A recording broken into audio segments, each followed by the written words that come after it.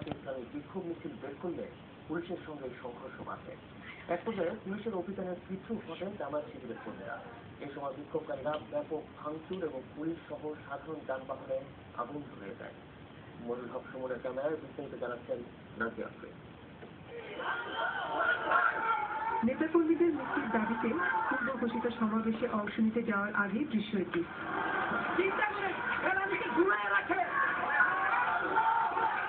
যেন তারা আগেভাগেই জানে যে পুলিশ মারমুখী হবে এবং তার পাল্টা জবাবে ইটপাটকে নিয়ে প্রস্তুতির প্রয়োজন। এরই মধ্যে নিষেধাজ্ঞা আসে পুলিশের তরফ থেকে মিছিল সমাবেশ না করার। আর এতেই যেন ভিন্ডুনের চাকরি ঢিল মারার মতো করে মারমুখীর মূর্তিতে বেরিয়ে আসে জামাতের নেতাকর্মীরা।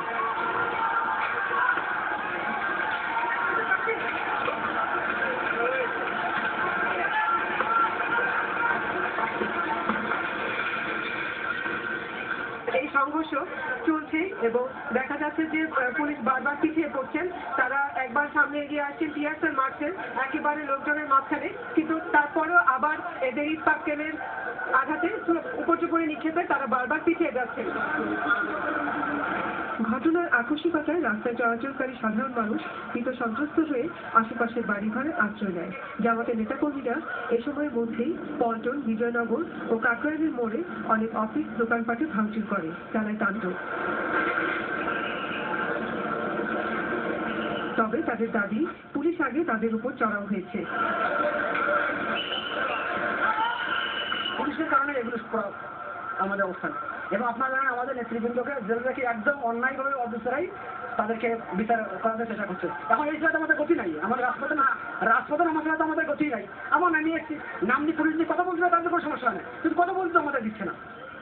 ঘণ্টাব্যাপী সংঘর্ষ নিয়ন্ত্রণে পুলিশ টিয়ারশেল নিক্ষেপ করে। এতে পুলিশ এবং জামায়াত কর্মীদের মধ্যে ব্যাপক সংঘর্ষ বাধে।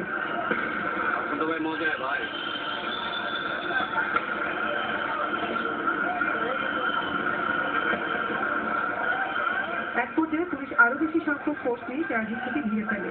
এই সময় বিক্ষোভকারীরা বিভিন্ন ভবনে আশ্রয় নেয়, তবে সেখানকার জনসাধারণ তাদের বের করে পুলিশের হাতে তুলে দেয়। প্রায় ঘণ্টা নেড়ে এই আক্রমণ, পাল্টা আক্রমণ নিয়ন্ত্রণে আনে পুলিশ। আর এই তাণ্ডবের পুরো সময়টা কাকরাইলের হুইস লিটল ফ্লাওয়ার স্কুলের শিক্ষার্থীরা আটকে ছিল স্কুলে।